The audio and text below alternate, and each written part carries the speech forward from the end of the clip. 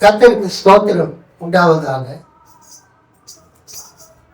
திருத்துவ பண்டிகைக்கு பிறகு வரக்கூடிய இந்த முதலாம் ஞாயிற்றுக்கிழமை, இந்த பண்டிகை இல்லாத காலத்தில் வரக்கூடிய இந்த முதலாவது ஞாயிற்றுக்கிழமை செய்திக்காக தெரிந்து கொண்ட வேத பகுதி யோவான் 2ஆம் அதிகாரம் 1 முதல் 12 வசனங்கள். நான் வாசிக்கிறேன், கவனியுங்கள். திருவிவிலியம் பொது மொழிபெயர்ப்பு திருத்திய பதிப்பு. கானாவின் திருமணம். 3ஆம் நாள் கலிலேயாவில் உள்ள கானாவில் திருமணம் ஒன்று நடைபெற்றது. இயேசுவின் தாயும் அங்கு இருந்தார். இயேசுவும் அவருடைய சீடரும் அத்திருமணத்திற்கு அழைப்பு பெற்றிருந்தனர். திருமண விழாவில் திராட்சை ரசம் தீர்ந்து போகவே இயேசுவின் தாய் அவரை நோக்கி, திராட்சை ரசம் தீர்ந்து விட்டது என்றார். இயேசு அவரிடம், அம்மா, அதை பற்றி நாம் என்ன செய்ய முடியும்? எனது நேரம் இன்னும் வரவில்லையே என்றார். இயேசுவின் தாய் கனியாளரிடம், அவர் உங்களுக்கு சொல்வதெல்லாம் செய்யுங்கள் என்றார். யூதரின் தூய்மை சடங்குகளுக்கு தேவையான 6 கல் தொட்டிகள் அங்கே இருந்தன. அவை ஒவ்வொன்றும் 2-3 குடம் தண்ணீர் கொள்ளும். இயேசு அவர்களிடம், இத்தொட்டிகளில் தண்ணீர் நிரப்புங்கள் என்று கூறினார்.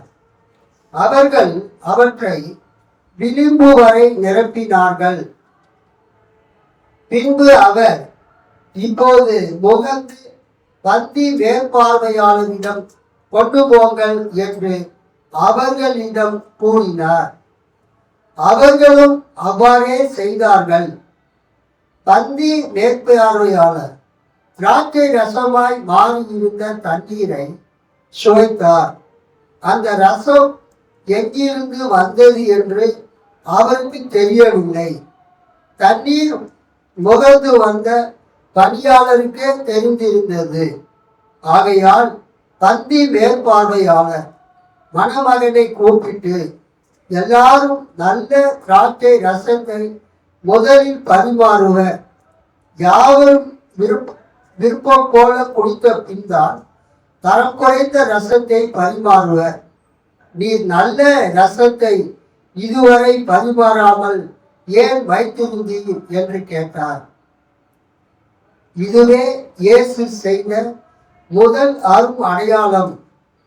இது கலிலேயாவில் உள்ள கானாவில் நிகழ்ந்தது. இதன் வழியாக அவர் தம் மாட்சியை வெளிப்படுத்தினார். அவருடைய சீடரும் அவரிடம் நம்பிக்கை கொண்டனர். இதன் பிறகு அவரும் அவரின் தாயும் சகோதரர்களும் அவருடைய சீடரும் கப்பர்நாகும் சென்று அங்கு சில நாட்கள் தங்கி இருந்தனர். அல்லேலூயா. ஜெபிப்போம். மகா கிருபையும் இரக்கமும் மிகுந்த பரம தகப்பனே, இப்பொழுது இந்த ஜூன் மாதம் முதலாவது ஞாயிற்றுக்கிழமையில இந்த திருவிருந்து ஆராதனையில ஆண்டவரே, இந்த பண்டிகை அல்லாத காலத்துல இந்த முதல் ஞாயிற்றுக்கிழமையில திருத்துவ திருநாள் அல்லது திருத்துவ பண்டிகைக்கு பின்வரும் இந்த முதல் ஞாயிற்றுக்கிழமையில எங்களோடு பேசுவீராக. கானா ஊரில் தண்ணீரை திராட்சை ரசமாக ஆண்டவரை மாற்றினதை குறித்து நாங்கள் தியானிக்க இருக்கிறோம். எங்களோடு பேசும். இந்த செய்தியை இங்கிருக்கிறவர்களுக்கு மட்டுமல்ல, இதை யூடியூப்ல, ஃபேஸ்புக்ல, வாட்ஸ்அப்ல பார்க்க போகிற மக்களோடு பேசும். இயேசுவின் நாமத்தில் பிதாவே, ஆமென். அல்லேலூயா. கர்த்தருக்கு ஸ்தோத்திரம் உண்டாவதாக. இந்த இயேசு கானா ஊரில் தண்ணீரை திராட்சை ரசமாக மாற்றின சம்பவம் எல்லாருக்குமே நன்றாக தெரிந்த ஒரு வேத பகுதியாகும். ஒரு அல்லேலூயா சொல்லாமா? அல்லேலூயா, கர்த்தருக்கு ஸ்தோத்திரம். இந்த வேத பகுதியிலே இயேசு ஏழைகளுக்கு அற்புதம் செய்கிறார். அல்லேலூயா, ஏழைகளுக்கு இயேசு அற்புதம் செய்கிறார். கானா ஒரு திருமணத்தில் இயேசு செய்த இந்த முதலாம் அற்புதம் கூறும் செய்தி என்னவென்றால், கடவுள் எப்போதும் ஏழைகளின் பக்கமே இருக்கிறார். அவர்கள் வாழ்க்கையின் குறைவுகளை நிவர்த்தி செய்கிறார்.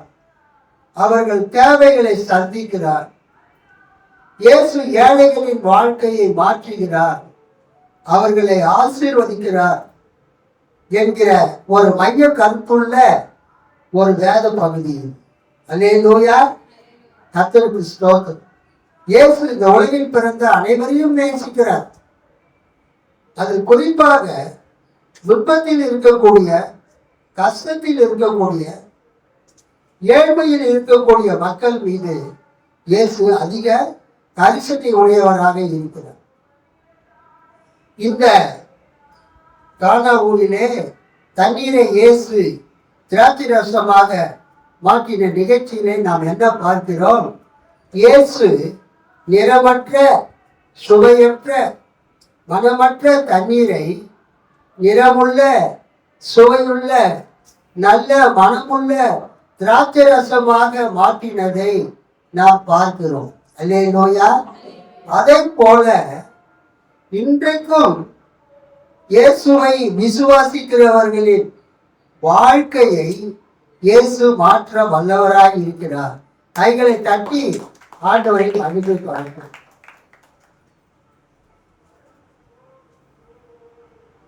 கானாவு திருமணத்திலே இயேசு தண்ணீரை திராட்சை ரசமாக மாற்றின இந்த சம்பவம் மிகவும் முக்கியமான ஒரு அற்புதம். அல்லேலூயா. ஏனென்றால் யோவான் சுவிசேஷத்துல இப்படியாக அவர் எழுதுகிறார். யோவான் எழுதுகிறார். என்ன எழுதுகிறார்? இவ்விதமாக, வசனம் 11, இவ்விதமாக இயேசு இந்த முதலாம் அற்புதத்தை கலிலேயாவில் உள்ள கானா ஊரிலே செய்து தம்முடைய மகிமையை வெளிப்படுத்தினார். அவருடைய சீஷர்கள் அவரிடத்தில் விசுவாசம் வைத்தார்கள். அல்லேலூயா.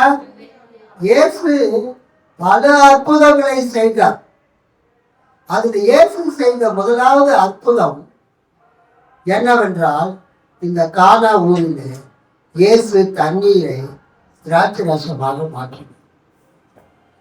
நீங்க யோவான் 2ஆம் அதிகாரம் 1ஆம் வசனத்தை பார்த்தீங்கன்னா, 3ஆம் நாளிலே கலிலேயாவில் உள்ள கானா ஊரிலே ஒரு கல்யாணம் நடந்தது.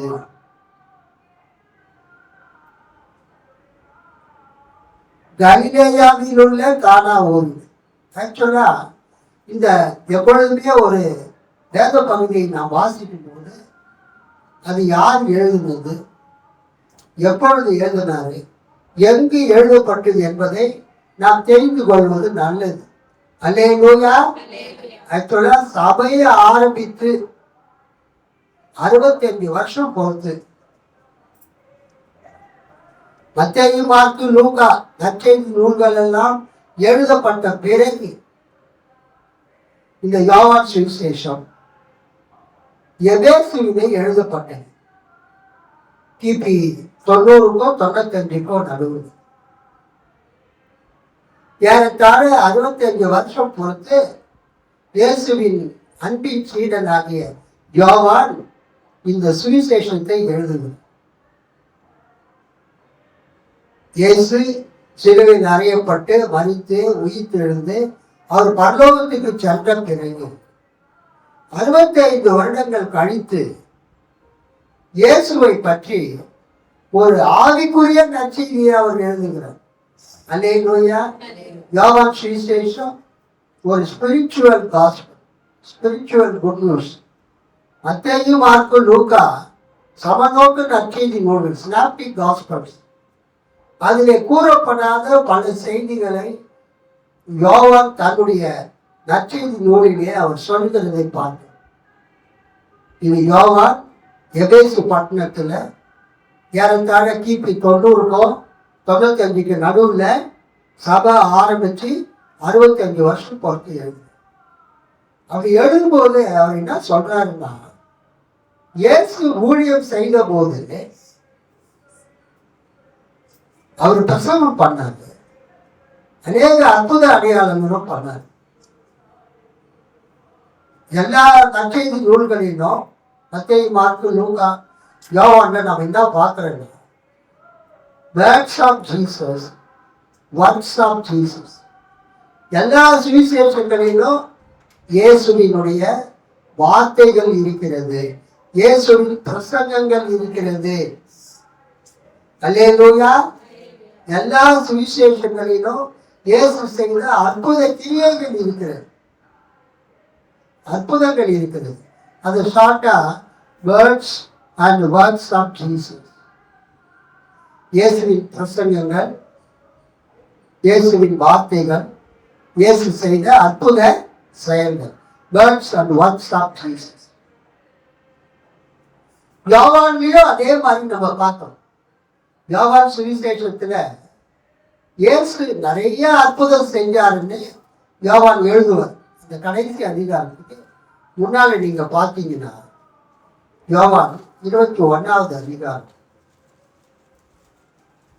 20வது அதிகாரம், யோவான் 20வது அதிகாரத்துல 30-31 வசனத்தை நீங்க படிச்சீங்கன்னா, இந்த புஸ்தகத்தில் எழுதியிராத வேறு அநேக அற்புதங்களையும் இயேசு தமது சீஷருக்கு முன்பாக செய்தார். இயேசு தேவனுடைய குமாரனாகிய கிறிஸ்து என்று நீங்கள் விசுவாசிக்கும்படியாகவும், விசுவாசித்து அவருடைய நாமத்தினாலே நித்திய ஜீவனை அடையும்படியாகவும் இவைகள் எழுதப்பட்டிருக்கிறது. இந்த புஸ்தகத்தில் எழுதியிராத வேறு அநேக அற்புதங்களையும் இயேசு தமது சீஷருக்கு முன்பாக செய்தார். அப்படி ஏன் அதை எழுதினாருன்னா, யோவான் 7 அற்புதங்களை தான் அவர் எழுதுறார். இயேசு செய்த 7 அற்புதம். யோவான் அற்புதங்கள் என்ற வார்த்தையை பயன்படுத்தாம அவர் எந்த வார்த்தையை பயன்படுத்துகிறாருன்னா, அரும் செயல்கள். யோவான் பயன்படுத்தக்கூடிய அந்த வார்த்தை என்னதுங்க? அரும் செயல்கள் அல்லது அரும் அடையாளங்கள். திருவிழி இதுவே இயேசு செய்த முதல் அரும் அடையாளம். நம்ம வச்சிருக்கிற பைபிள்ல எப்படி இருக்குது? இவ்விதமாக இயேசு இந்த முதலாம் அற்புதத்தை கலிலேயாவில் உள்ள கானா ஊரிலே செய்து தம்முடைய மகிமையை வெளிப்படுத்தினார். அவருடைய சீஷர்கள் அவரிடத்தில் விசுவாசம் வைத்தார்கள். அல்லேலூயா, அல்லேலூயா, அல்லேலூயா. அரும் அடையாளங்கள், அரும் செயல்கள். நம்ம வச்சிருக்கிற பைபிள்ல எப்படி இருக்குது? அற்புதங்கள். அற்புதங்களை யூஸ்வலா மிரக்கிள், வண்டர், பவர், அப்புறம் சைன், அப்புறம் டோக்கன். பொதுவாக அற்புதத்துல அரும் அடையாளங்கள், அரும் செயல்கள் என்று தமிழில் அழைக்கப்பட்டாலும் இங்கிலீஷ்ல சைன், மிரக்கிள், வண்டர், டோக்கன். இதையெல்லாம் இயேசு செய்த அரும் செயல்களை, அரும் அடையாளங்களை குறிப்பிடக்கூடிய வார்த்தை. கிரேக்க மொழியில சேமியான், சேமியான். கிரேக்க மொழியில அற்புதத்துக்கு அடையாளத்துக்கு என்ன பேரு? சேமியான். இந்த சேமியான தமிழ்ல அரும் அடையாளங்கள், அரும் செயல்கள் என்று மொழிபெயர்க்கிறார். அற்புதங்கள் என்று மொழிபெயர்ப்பதல்ல. இயேசு செய்த அரும் செயல்கள், அரும் அடையாளங்கள்.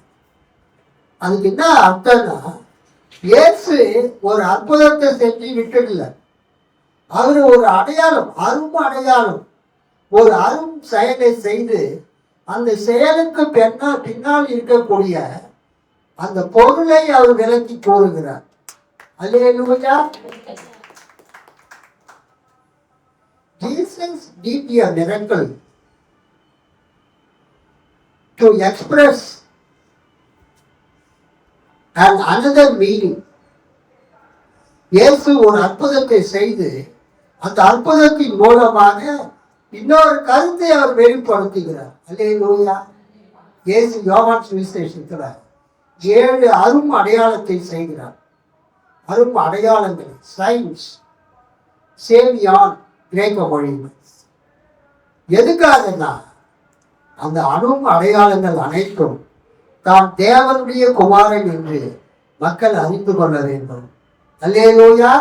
தான் தேவனுடைய குமாரன் என்று மக்கள் அறிந்து கொள்ள வேண்டும். இங்க பார்த்தீங்கன்னா 2ஆம் அதிகாரம் 1ஆம் வசனம், 3ஆம் நாளிலே கலிலேயாவில் உள்ள கானா ஊரிலே ஒரு கல்யாணம் நடந்தது. இங்க கலிலேயாவில் உள்ள கானா ஊர் அப்படின்னு சொன்னா என்ன அர்த்தம்? இன்னொரு கானா ஊர் இருக்குதுன்னு அர்த்தம். என்ன இருக்குதுங்க? நெல்லிக்குப்பம் ஒரு ஊர் இருக்குது.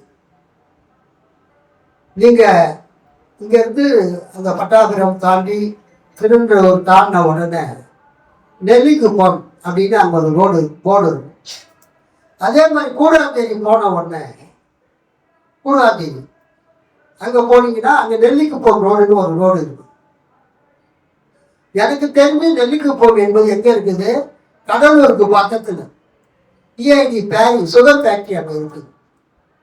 அப்ப ஒரே ஊர் பல இடங்களில் இருக்கும்போது அந்தந்த மாவட்டத்தை பேரை சொல்லுவாங்க, அல்லது அந்த அந்த ஊருக்கு பக்கத்தில் இருக்கிற ஊர் பேரை சொல்லுவாங்க.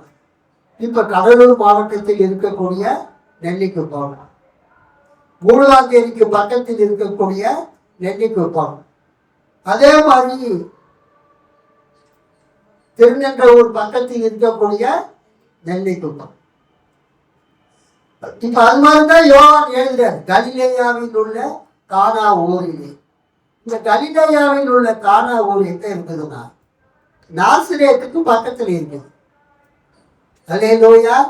நாசரேத்துக்கு பக்கத்துல இருக்குது. அது கலிலேயாவில் உள்ள கானா, கலிலேயா மாநிலம்.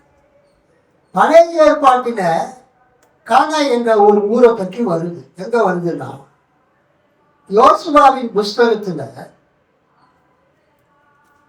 19வது அதிகாரம் 28வது வசனம். ஒருத்தர் படிங்க. யோசுவா 19:28.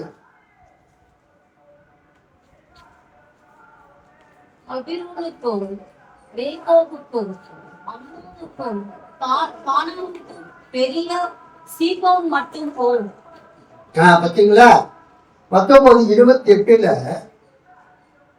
எபிரோனுக்கும் ரேகோவுக்கும் அம்மோனுக்கும் கானாவுக்கும் பெரிய சீதோன் மட்டும் போ.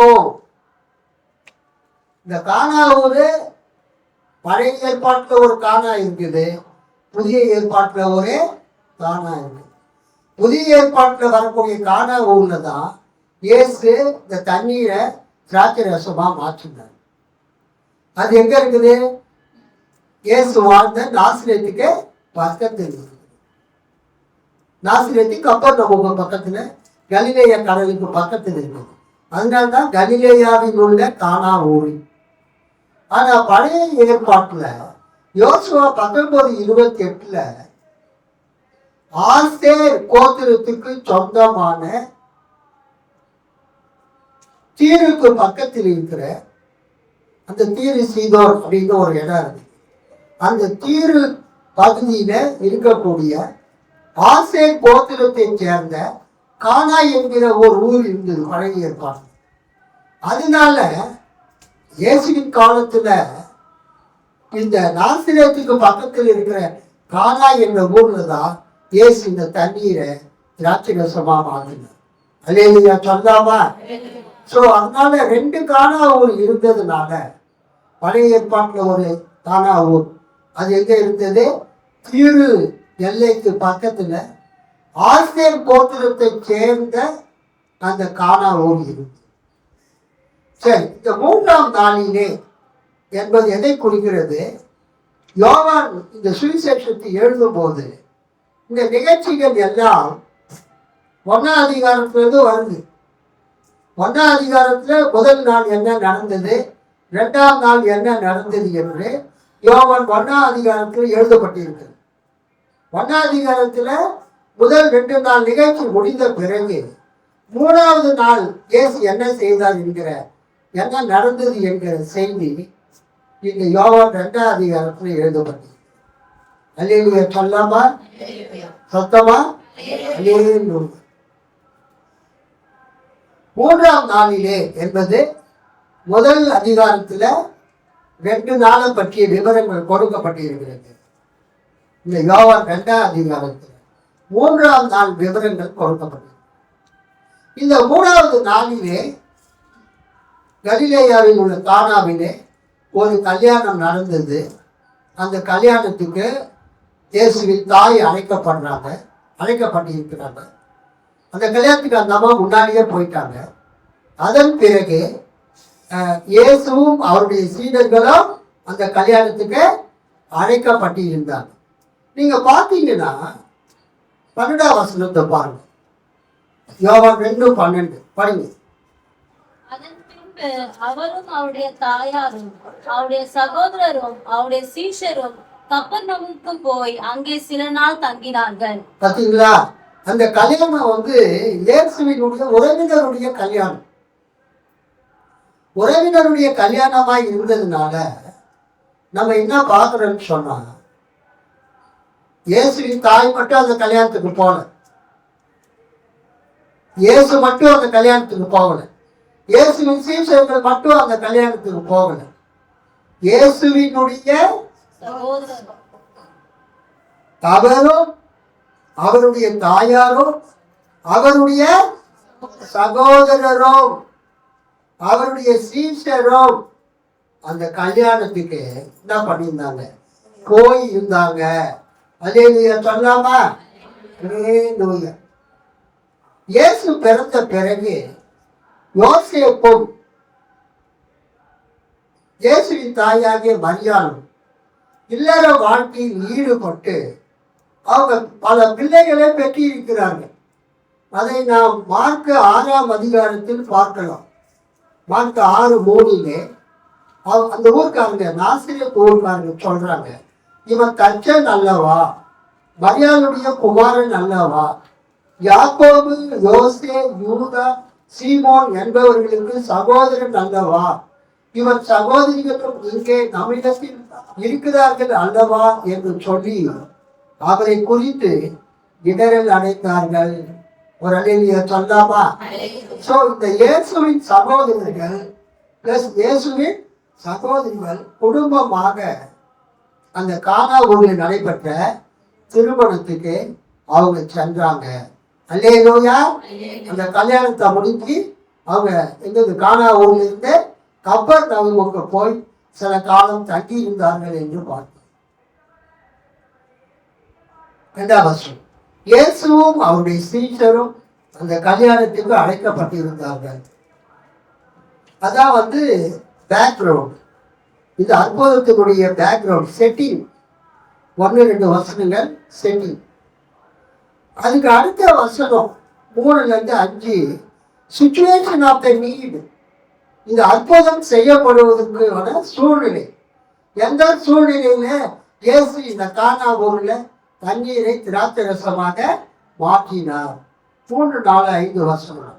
திராட்சை ரசம் குறைவுபட்ட போது இயேசுவின் தாய் அவரை நோக்கி, அவர்களுக்கு திராட்சை ரசம் இல்லை என்றால், அதுக்கு இயேசு, ஸ்திரீயே, எனக்கும் உனக்கும் என்ன, என் வேலை இன்னும் வரவில்லை என்றார்.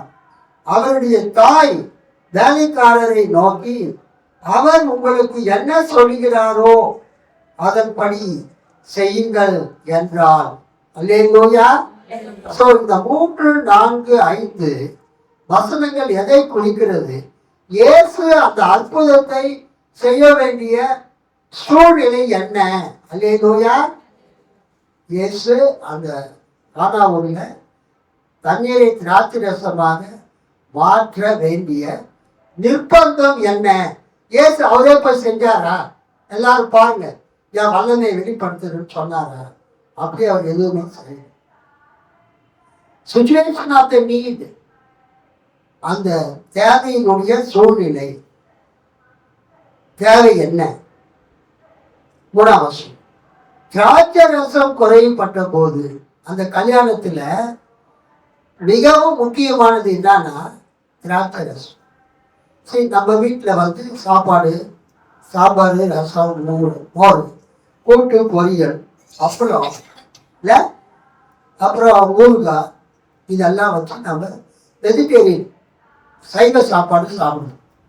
இதே அசைவ சாப்பாடுன்னா சிக்கன் குழம்பு, சிக்கன் 65, அல்லது மட்டன் குழம்பு, சிக்கன் 65, அல்லது மட்டன் பிரியாணியா சிக்கன் பிரியாணி சைட் டிஷ் வச்சு நம்ம சாப்பிடணும். ஆனால் யூதர்களை பொறுத்த வரைக்கும் அவங்க கல்யாணத்தில் நிறைய காய்கறிகள், என்னதுங்க, நிறைய காய்கறிகள், கனிகள், பழங்கள் நிறைய சாப்பிடுவாங்க. சப்பாத்தி சாப்பிடுவாங்க. அப்புறம் இந்த மட்டன், சிக்கன் அதெல்லாம் செஞ்சு சாப்பிடுவாங்க. ஈவன் பீஃப், மாட்டு இறைச்சியை கூட அவங்க சாப்பிடுவாங்க. அவங்களுக்கு தேசத்து பழக்கம். கொழுத்த கன்றை அடித்துத்தான் அப்படின்னு நம்ம படிக்கிறோம். ஸோ இஸ்ரவேல் நாட்டில் அவங்களுக்கு உணவு வகையில் ஆடு, மாடு, அப்புறம் கோழி, சிக்கன் எல்லாமே அவங்க சாப்பிடுவாங்க. இது ஒன்று விதிவிலக்காங்க. அதில் அவங்களுக்கு சுத்தம் உள்ள மிருகங்கள், சுத்தம் இல்லாத மிருகங்கள் இருக்குது. அது அவங்க பார்த்துப்போம். அவங்க சாப்பிடுற நேரத்தில் நம்ம தண்ணி குடிக்கிற மாதிரி அவங்க சாப்பிடும்போது திராட்சை ரசத்தை அவங்க நிறையா குடிப்பாங்க. அல்லேலூயா. நம்ம சாப்பிடும்போது தண்ணி இல்லாமல் சாப்பிடுறோமா? தண்ணி இல்லாமல் பிரியாணி போட்டால் சாப்பிட முடியுமா? தண்ணி இருக்கும். சாப்பிடும்போது அடைச்சிக்கிட்டா தண்ணி கொடுக்கும். அது மாதிரி அந்த கானா ஒரு கல்யாணத்தில் மிகவும் அத்தியாவசிய தேவையாகிய அந்த திராட்சை ரசம் அவங்களுக்கு குறைவுபட்டது. வைன் வென்ட் அவுட் அப்படின்னா என்ன அர்த்தம்னா திராட்சை ரசம் குறைவுபட்டது. they lacked wine. திராட்சை ரசம் அவங்களுக்கு குறைவுபட்டது. இப்போ நம்ம கல்யாணம் எல்லாம் வந்து ஒரு நாள், கிறிஸ்டின் மேரேஜ் ஒரு நாள் ஈவினிங் 5 o'clock ஆரம்பிக்கும். 6 o'clock கிறிஸ்டின் மேரேஜ் முடிஞ்சிடும். 1 hour. 7 o'clock ரிசப்ஷன் ஆரம்பிக்கும். ஒரு 9 o'clock 10 o'clock வரைக்கும் ரிசப்ஷன் நடக்கும். கிறிஸ்டின் மேரேஜ் ஒரு நாள் தான். இந்துஸ் மேரேஜ்னா கல்யாணத்துக்கு முந்தின நாள் ரிசப்ஷன், வரவேற்பு நிகழ்ச்சி நடைபெறும். இந்துஸ் மேரேஜ், இந்துக்கள் திருமணம், திருமணத்துக்கு முந்தின நாளே நீங்க நல்லா சாப்பிடணும்னா என்னைக்கு போகணும்? ரிசப்ஷனுக்கு போகணும். டிஃபன் சாப்பிடணும்னா அடுத்த நாள் காலையில் நீங்க போயிட்டு அந்த மேரேஜ் அட்டென்ட் பண்ணிட்டு டிஃபன் சாப்பிட்டு வரலாம். இட்லி, சட்னி, சாம்பார், பொங்கல், பூரி, அப்புறம் பல டிஷ் சின்ன சின்னதாக வைப்பாங்க. ஆனால் யூதர்களுடைய கல்யாணம் ஒரு நாள் 2 நாள் கிடையாது. யூதர்களுடைய கல்யாணம் 7 நாள் நடக்கும். யூதர்களுடைய கல்யாணம் சொல்லுங்க 7 நாள் நடக்கும். இங்கு சொல்லப்பட்ட கணக்கின்படி பார்த்தா யோவான் 1ஆம் அதிகாரத்தில் 2 நாள் நிகழ்ச்சி நடக்குது. யோவான் 2ஆம் அதிகாரத்தில் 3ஆம் நாள் நிகழ்ச்சி நடக்குது. அது ஒருவேளை ஞாயிற்றுக்கிழமையா இருக்கலாம், அல்லது செவ்வாய்க்கிழமையா இருக்கலாம், அல்லது புதன்கிழமையா இருக்கலாம். நமக்கு தெரியாது. ஒரு கன்னிகையினுடைய திருமணம் புதன்கிழமை நடக்கணும் என்று யூதர்களின் தல்மூது சொல்கிறது. ஆனால் யூதர்களுக்கு ஒரு வாரத்தினுடைய கணக்கு படி பார்த்தா யூதர்களுக்கு வாரத்தின் 7வது நாள் சனிக்கிழமை, முதல் நாள் ஞாயிற்றுக்கிழமை. அப்போ ஞாயிறு, திங்கள், செவ்வாய். அப்போ வார நாட்களை கனெக்ட் பண்ணி 3ஆம் நாளை கனெக்ட் பண்ணா இந்த கல்யாணம் எப்போ நடக்குது? செவ்வாய்க்கிழமை. இந்தியாவில் நிறைய பேர் கல்யாணத்தை எப்போ வைக்கிறாங்க? பொண்ணு கிடைச்சாலும் புதன் கிடைக்காது. இந்துஸ்ல சொல்ற வார்த்தை. அவங்க சொல்றதை கேட்டு கேட்டு கிறிஸ்தவங்களும் ஓ பொண்ணு கிடைச்சா கூட புதன் கிடைக்காதா அப்படின்னு சொல்லிட்டு புதன்கிழமை தான் மேரேஜ் ஃபிக்ஸ் பண்றேன். ஆனா காலையில ஒரு கல்யாணம் என்னைக்கு நடந்தது? செவ்வாய்க்கிழமை. அதனாலதான் நிறைய பெண்டிகாஸ்டல் பாஸ்டர்ஸ் அவங்க பிள்ளைகளுக்கு தைரியமா செவ்வாய்க்கிழமை கல்யாணத்தை வைக்கணும். இந்து சாஸ்திரத்தை பின்பற்றுறவங்க பொண்ணு கிடைச்சாலும் புதன் கிடைக்காதுன்னு நம்புறவங்க தங்க பிள்ளைங்க கல்யாணத்தை எப்போ வைக்கிறாங்க? புதன்கிழமை. சாஸ்திரம் சம்பிரதாயம் பார்க்குறவங்க புதன்கிழமை. சரி, இந்த கல்யாணம் ஞாயிற்றுக்கிழமையா இருக்கலாம், செவ்வாய்க்கிழமையா இருக்கலாம், புதன்கிழமையா இருக்கலாம். ஏன்னா யூதர்களுடைய தல்மூத் என்கிற நூல் ஒரு கன்னிகையின் திருமணம் புதன்கிழமை நடைபெற வேண்டும் என்று கூறுகிறது. அல்லேலூயா. சரி, இப்ப சிச்சுவேஷன் ஆஃப் த நீட். இயேசு அற்புதம் செய்ய வேண்டிய அவசியம் என்ன, தேவை என்ன? திராட்சை ரசம் குறையப்பட்ட போது 7 நாள் கல்யாணம் நடத்தினா காலை சாப்பாடு, மதியான சாப்பாடு, ராத்திரி சாப்பாடு, 7 3 21 வேலைக்கு அவன் சாப்பாடு போட்டா என்ன ஆகுறது? பாவம். இருந்தாலும் பரவாயில்ல, அவங்க போட்டாங்க. அவங்க வாழ்நாள் முழுவதும் அதை சேமித்து வைத்ததில்லை. தங்களுடைய பிள்ளைகளுடைய திருமணத்துக்காக அவங்க செலவழிக்கணும். அல்லேலூயா சொல்லாம அப்ப அந்த மேரேஜ் திராட்சை ரசம் குறைப்போம். நிறைய பேர் வந்துட்டாங்க அந்த marriage. such an important VIP marriage. நிறைய ஆட்கள் வந்துட்டாங்க. ஆனா அவங்க அந்த அளவுக்கு வசதியா இருக்கிற மாதிரி தெரியல அந்த இயேசுவினுடைய தாய்க்கு சொந்தக்காரங்க. அப்ப மரியாள் இயேசு கிட்ட சொல்றாங்க. என்ன சொல்றாங்க? 4 வருஷம் 3 திராட்சை ரசம் குறைப்பட்ட போது இயேசுவின் தாய் அவரை நோக்கி, அவர்களுக்கு திராட்சை ரசம் இல்லை என்றால் அதுக்கு இயேசு, ஸ்திரியே, எனக்கும் உனக்கும் என்ன, என் வேலை இன்னும் வரவில்லை என்றார். யோவான் சுவிசேஷத்துல மரியாள் என்கிற பேரு பயன்படுத்தப்படவே இல்லை. அல்லேலூயா. இயேசுவின் தாயாரை குறிப்பிடுவதற்கு மரியாள் சொன்னாங்க. மரியாள் இயேசுகிட்ட போயிட்டு அவங்க பரிந்து பேசினாங்க, ரெக்கமெண்ட் பண்ணாங்க அப்படின்னு அங்க இல்லை. மரியாள் பேரே வரல. நீங்க யோவான் சுவிசேஷத்தை நீங்க படிச்சு பார்த்தீங்கன்னா இயேசுவின் தாய் அப்படின்னு தான் வரும். அவருடைய தாய், அவருடைய தாய்.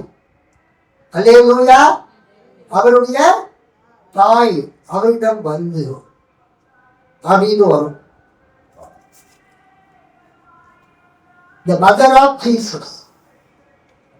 The mother of Jesus. இயேசுவின் தாய் அவரிடத்தில் அவர்களுக்கு திராட்சை ரசம் இல்லை என்று சொல்லுகிறதை நாம் பார்க்கிறோம். 2ஆம் அதிகாரம் 1ஆம் வசனம், 3ஆம் வசனம், 5ஆம் வசனம், 12ஆம் வசனம். 2வது அதிகாரத்திலேயே 1ஆம் வசனம், 3ஆம் வசனம், 5வது வசனம், 12வது வசனம், அப்புறம் 19வது அதிகாரம் 25வது வசனத்துல அங்க இயேசுவின் தாய் அப்படின்னு தான் எழுதப்பட்டிருக்கு. யோவான் சுவிசேஷத்துல யோவான் மரியாளை எப்படி குறிப்பிடுகிறார்? இயேசுவின் தாய், மதர் ஆஃப் ஜீசஸ். மரியாள் என்றே குறிப்பிடுகிறது. அப்ப அந்த அம்மா என்ன சொல்றாங்க? அவர்களுக்கு திராட்சை ரசம் இல்லை, அவர்களுக்கு திராட்சை ரசம் தீர்ந்து விட்டதுன்னு சொல்றாங்க. 4 அதுக்கு இயேசு, ஸ்திரீயே, நல்லா கவனிங்க, அதுக்கு இயேசு, ஸ்திரீயே, எனக்கும் உனக்கும் என்ன, என் வேலை இன்னும் வரவில்லை. முக்கியமான வசனம். இயேசுவின் தாய், இயேசுவின் தாய்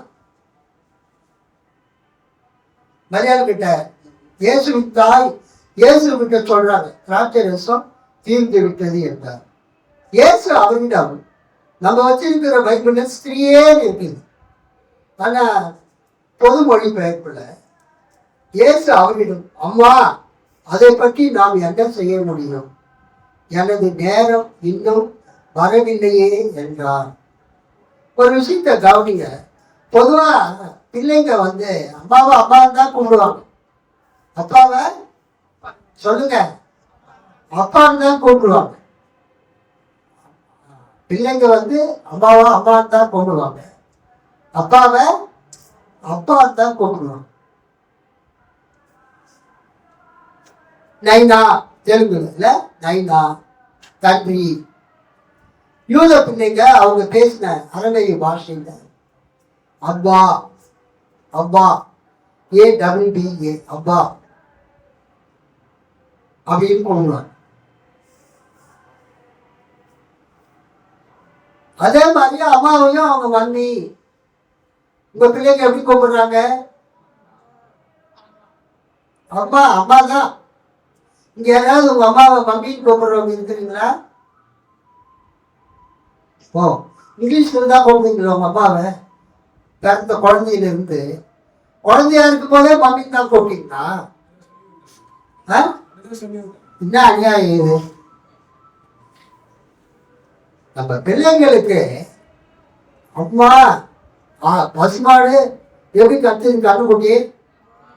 அம்மா, எல்லா மொழியிலுமே அம்மான்னு தான் கத்துது. பிள்ளைகள் எப்பொழுதுமே தாய்மொழியில தான் அம்மா அப்படின்னு கூப்பிடுவோம்.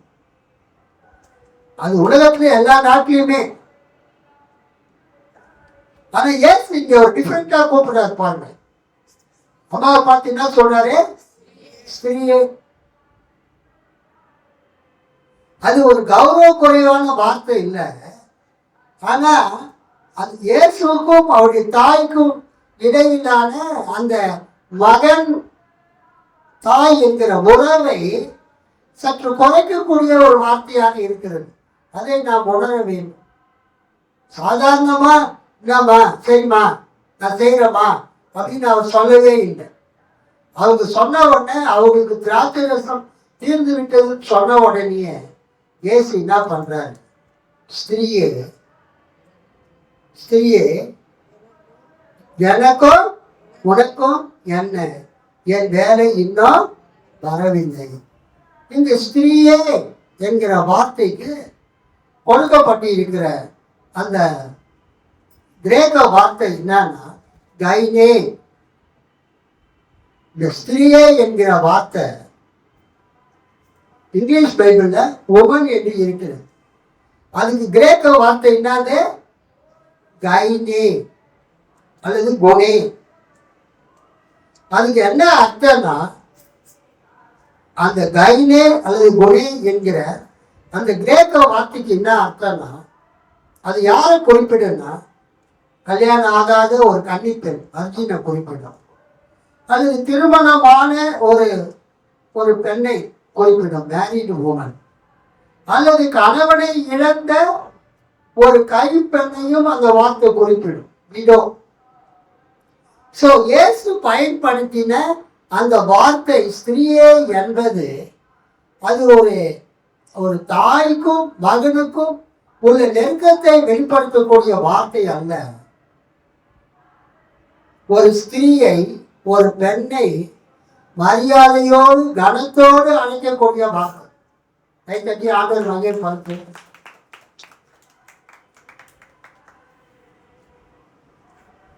ஒரு பெண்ணை மரியாதையுடன்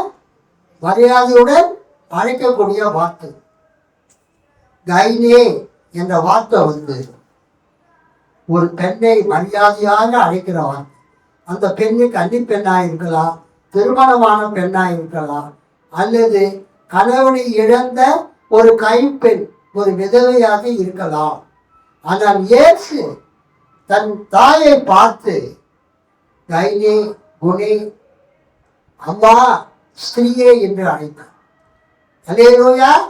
அதுக்கு அடுத்து அவர் என்ன யூஸ் பண்றாருன்னா, என் வேலை இன்னும் வரவில்லை, என் வேலை இன்னும் வரவில்லை.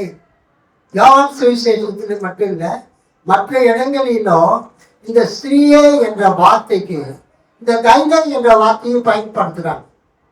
மத்தேயு 15:28, லூக்கா 22:57, அப்புறம் யோவான் 4:21 கூட இயேசு பிற பெண்களை பார்த்து அவர் என்ன, இயேசுவும் சொல்றாரு, பேதுருவும் சொல்றோம் ஸ்திரீயே அப்படின்னு. இயேசு சமாரிய அந்த பெண்ணுகிட்ட பேசும்போது யோவான் 4:21 எனக்கு ஸ்திரீயே அப்படின்னு சொல்றேன். சீரப்போனிக்கா தேசத்து பெண்ணை பார்க்கும்போது இயேசு சொல்றாரு, ஸ்திரீயே உன் விசுவாசம் பெருது. அப்ப இந்த ஸ்திரீயே என்பது ஒரு கனத்துக்குரிய, ஒரு மரியாதைக்குரிய வார்த்தை. அந்த வார்த்தையை இயேசு தன் தாயாகிய மரியாதை பார்த்து அவர் பயன்படுத்துகிறார். அல்லேலூயா சொல்லாமா? அடுத்ததாக இயேசு சொல்றாரு, என் வேலை இன்னும் வரவில்லை. அங்கு இயேசு my hour has not yet come என்று அவர் சொல்ல காரணம் என்னன்னா, யோவான் சுவிசேஷத்துல என் வேலை இன்னும் வரவில்லை என்பது, நான் சிலுவையில் அறையப்பட்டு மரித்து அடக்கம் பண்ணப்பட்டு உயிர்த்தெழுந்து பரத்துக்கு ஏறி பிதாவினுடைய வலது பாசத்தில் உட்கார்ந்து எனது மகிமையை வெளிப்படுத்தக்கூடிய நேரம் இன்னும் வரவில்லை. நான் இப்பொழுதுதான் இந்த ஊழியத்தை ஆரம்பித்திருக்கிறேன். நான் இப்ப என்னுடைய வேலை வராததுனால நான் உடனடியாக எதையும் செய்ய முடியாது என்ற அர்த்தத்துல அவர் சொல்றார், என் வேலை இன்னும் வரவில்லை. அதுக்கு அடுத்தது பாருங்க, 5ஆம் வசனம். அவருடைய தாய் வேலைக்காரரை நோக்கி, அவர் உங்களுக்கு என்ன சொல்லுகிறாரோ அதன்படி செய்யுங்கள் என்றால். அல்லேலூயா சொல்லாமா?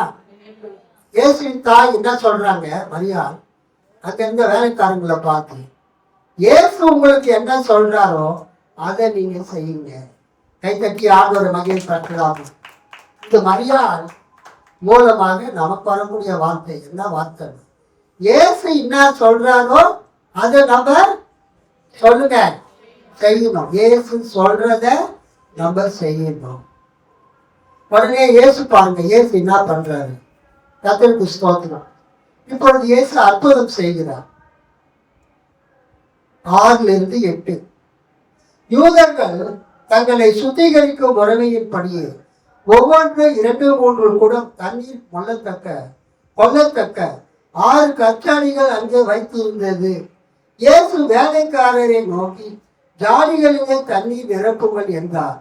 அவர்கள் அவைகளை நிறைய நிரப்பினார்கள். அவர் அவர்களை நோக்கி, நீங்கள் இப்பொழுது மொட்டு பந்தி விசாரிப்புக்காரனிடத்தில் கொண்டு போங்கள் என்றார். அவர்கள் கொண்டு போனார்கள். அல்லேலூயா. இயேசு அந்த அற்புதத்தை செய்தார். அவர் என்ன சொல்றாருன்னா, அங்கு 6 குடம் கச்சாடிகள் இருக்கு. யூதர்கள் சாப்பிட போறதுக்கு முன்பதாக அவங்க தண்ணீரால் தங்கள் கைகளையும் கால்களையும் என்ன செய்வாங்க, கழுவி கொள்வாங்க. அது யூதர்களுடைய சுத்திகரிப்பு முறை. அந்த சுத்திகரிப்பு முறைக்காக அங்கு 6 கச்சாடிகள் இருக்கிறது. இயேசு சொல்றாரு, இந்த கச்சாடிகளை தண்ணீர் நிரப்புங்கள் என்கிறார். அந்த வேலைக்காரர்கள் தண்ணீர் நிரப்பின உடனே இயேசு என்ன சொல்றாரு, வேலைக்காரரை நோக்கி, இயேசு வேலைக்காரரை நோக்கி, ஜாடிகளிலே தண்ணீர் நிரப்புங்கள் என்றார். அவர்கள் அவைகளை நிறைய நிரப்பினார்கள். They filled the jar, stone of jars to the brim with water. அந்த ஜாடிகள்ல கச்சாடிகள்ல தண்ணீர் வழிய தக்கதாக அவங்க தண்ணீர் நிரப்பினார்கள். அல்லேலூயா சொல்லாமா? அப்ப இயேசு என்ன சொல்றாருன்னா, 8ஆம் வசனத்துல, நீங்கள் இப்பொழுது கொண்டு பந்தி விசாரிப்புக்காரனிடத்தில் கொண்டு போங்கள் என்றார். அவர்கள் கொண்டு போனார்கள். கைப்பற்றி ஆண்டவர் மகிழ்ப்பார். வேற ஏதாவது பண்ணாராங்க? ஏதாவது கெமிக்கல் ஏதாவது தூவி விட்டாரா? தண்ணியில potassium permanganate KMnO4 potassium manganese oxygen KMnO4 potassium permanganate. அது நீங்கள் தண்ணியில் போட்டீங்கன்னா அந்த தண்ணி கலர் சேஞ்ச் ஆகும், ஒரு மாதிரி வயலட் கலராக ஆகிடும். அது நீங்கள் கெமிஸ்ட்ரி ஸ்டூடெண்ட்டுக்கு தெரியும். அது மாதிரி ஏதாவது மந்திரத்தில் ஏதாவது அந்த தண்ணியை கலர் சேஞ்ச் பண்ணாரா? தண்ணீர் நிறமற்றது. தண்ணீர் கலர்லெஸ், நிறமற்றது. தண்ணீர் சுவையற்றது, டேஸ்ட்லெஸ். தண்ணீர் மனமற்றது. தண்ணீருக்கு ஸ்மெல் கிடையாது. ஆனால் நிறமற்ற, வாசனையற்ற, நிறமற்ற தண்ணீரை இயேசு என்ன பண்ணாரு? நிறமுள்ள, சுவை உள்ள, வாசனை உள்ள திராட்சை ரசமாக மாற்றினார். அல்லேலூயா! அதுதான் இயேசு செய்தார். இயேசு இன்னைக்கும் மக்களுடைய வாழ்க்கையை மாற்றுகிறவராக இருக்கிறார். மக்களுடைய வாழ்க்கையை ஆசீர்வதிக்கிறவராக இயேசு இருக்கிறார். அவர் சொல்றார், நீங்க கொண்டு போய் கொடுங்க. ஆக்ஸ்போர்ட் பல்கலைக்கழகத்தில் லார்ட் பைரன் ஒருத்தர் இருந்தார்.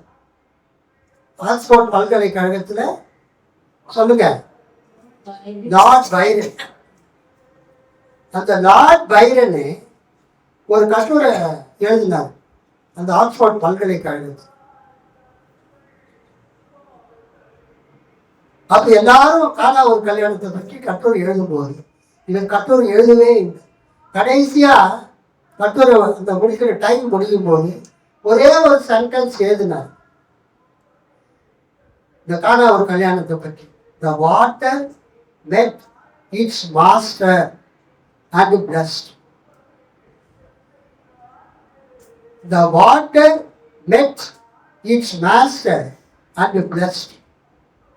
தண்ணீர் தன் சிறுசிகரை நோக்கி பார்த்து முகம் சிவந்தது. அல்லேலூயா! தண்ணீர் சிறுசிகரை நோக்கி பார்த்து முகம் சிவந்தது. ஆக்ஸ்போர்ட் பல்கலைக்கழகத்தில் இந்த காணா ஒரு கல்யாணத்தை பற்றி ஒரு கட்டுரை எழுதினாங்க. எல்லாரும் பக்கம் பக்கமாக எழுதினாங்க அந்த யூனிவர்சிட்டி. ஆனால் லார்ட் பைரன் மட்டும் ஒரே ஒரு சென்டென்ஸ் எழுதினாரு. அவர் தான் ஃபர்ஸ்ட் ப்ரைஸ் வாங்க. நம்ம எத்தனை பக்கம் எழுதுறது முக்கியம் இல்லை, நம்ம சொல்ல வந்த கருத்து என்ன. லார்ட் பைரன் சொன்னாரு, இயேசு கிறிஸ்து சிருஷ்டிகர். அவர் போய் தண்ணிக்கு பக்கத்துல நின்ற போது அந்த 6 கச்சாடியில் இருந்த தண்ணீர் அவரை பார்த்து ஸ்மைல் பண்ணது, முகம் சிவந்தது, தண்ணீர் திராட்சை ரசமாய் மாறிச்சு. அல்லேலூயா சொல்லலாமா? ஸோ இந்த காலை நேரத்தில் நம்ம என்ன பார்க்குறோம்? அதுக்கு அடுத்தது அந்த அற்புதம் நடந்த பிறகு அதை பற்றி மனிதர்கள் என்ன சாட்சி கொடுத்தாங்க? இயேசு அவர்களை நோக்கி, நீங்கள் இப்பொழுது போட்டு பந்தி விசாரிப்புக்காரனிடத்தில் ஸ்டூவர்டிடத்தில் சீப் ஸ்டூவர்டிடத்தில் கொண்டு போங்கள் என்றார். அவர்கள் கொண்டு போனார்கள். அந்த திராட்சை ரசம் எங்கே இருந்து வந்தது என்று தண்ணீரை கொண்ட வேலைக்காரருக்கு தெரிந்ததே என்று பந்தி விசாரிப்புக்காரனுக்கு தெரியாததினால் அவன் திராட்சை ரசமாய் மாறின தண்ணீரை ருசி பார்த்த போது மணவாளனை அழைத்து, எந்த மனுஷனும் முன்பு நல்ல திராட்சை ரசத்தை கொடுத்து ஜனங்கள் திருப்தி அடைந்த பின்பு ருசி குறைந்ததை கொடுப்பான், நீரோ நல்ல ரசத்தை இதுவரைக்கும் வைத்திருந்தீரே என்றான். அல்லேலூயா சொல்லாமா? இவ்விதமாக இயேசு இந்த முதலாம் அற்புதத்தை கலிலேயாவில் உள்ள கானா ஊரிலே செய்து தம்முடைய மகிமையை வெளிப்படுத்தினார். அவருடைய சீஷர்கள் அவர் மேல் நம்பிக்கை வைத்தார்கள், அவரிடத்தில் நம்பிக்கை வைத்தார்கள். அல்லேலூயா சொல்லாமா? இங்க நம்ம என்ன பார்க்கிறோம்னா, இயேசு கிறிஸ்து தன்னுடைய மகிமையை வெளிப்படுத்தினார்.